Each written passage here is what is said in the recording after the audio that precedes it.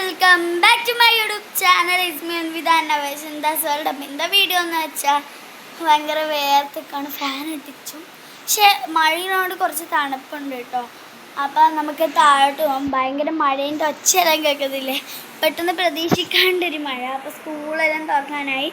അപ്പോൾ ബാഗിൻ്റെ വീഡിയോ എല്ലാം വരുന്നതായിരിക്കും, ബാഗ് പാക്കിങ് വീഡിയോ എല്ലാം.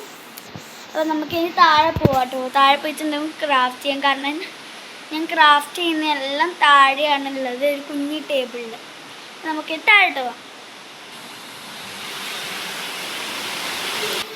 ഇവിടുത്തെ ഫാൻ എല്ലാം തണുപ്പാണ്, അതുകൊണ്ട് കുഴപ്പമില്ല, നമുക്കെല്ലാം സെറ്റാക്കാം. അപ്പോൾ ഞാൻ വിചാരിച്ചു എന്തെങ്കിലും ക്രാഫ്റ്റ് ചെയ്യാമെന്ന്, അല്ലെങ്കിൽ ജേർണിങ്. ഞാൻ ഇന്നലെ ചെയ്ത ജേർണിങ്ങിനെ കാണിച്ചത്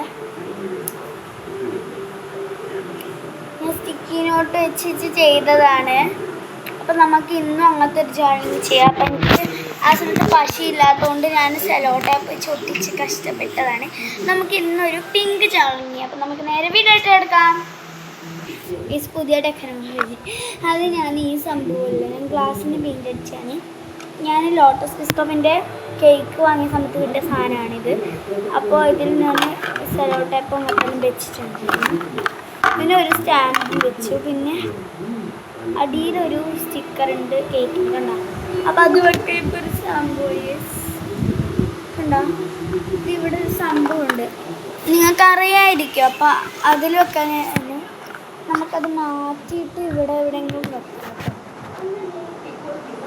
അപ്പോൾ നമുക്ക് എന്തൊക്കെ ചെയ്യാം കേട്ടോ.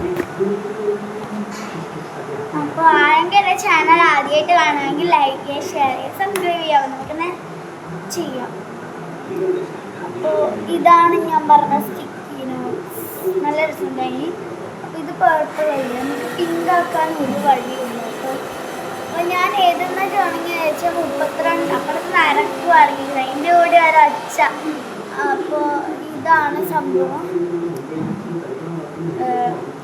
32 എണ്ണം പീസ് ഞാൻ മുറിച്ച് വെച്ചു. അപ്പോൾ ഇതിലൊന്നും എടുക്കാം. നനഞ്ഞു പോയി, റബ്ബർ ബാൻഡ് ഇട്ടിട്ട് ഒന്ന് ലെവലാക്കി എടുക്കാം.